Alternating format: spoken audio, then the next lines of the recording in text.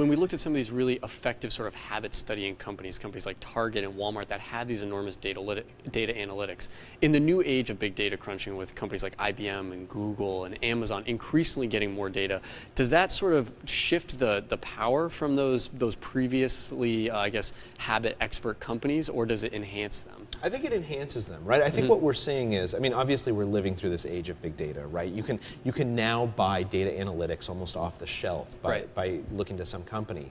And I think what this means is two things. First of all, it means that simply hiring the most statisticians doesn't mean that you win the game. Hiring the best statisticians, asking the really clever questions, that's what wins it for you. Because anyone can go and they can build a model that's going to be incredibly predictive.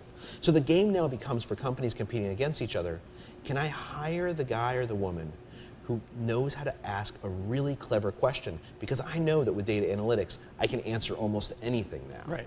So, and that goes back to your case about Target, where somebody came and they wanted to know, can you identify a pregnant woman, which would seem so out of the blue, but it's enormously powerful. Right, never would have occurred to you, right? I think most retailers never would sit down and say, if we can just figure out who's pregnant, because it wouldn't even occur to you that you could figure that out. Right. So for Target's example, what's really clever is not just that they have so much data, because anyone can get data now, it's that they came up with the really insightful question. And that's going to be an increasingly needed skill within companies.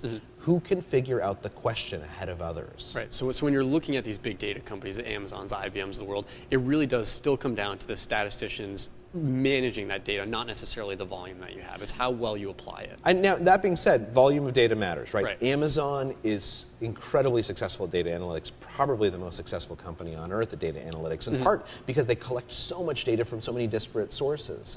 But a huge part of that is also because they have clever people managing that data, understanding how to query the system with the right questions. Yeah, it's no longer just a question of who has the biggest data vault. It's now a question of who can use it the smartest.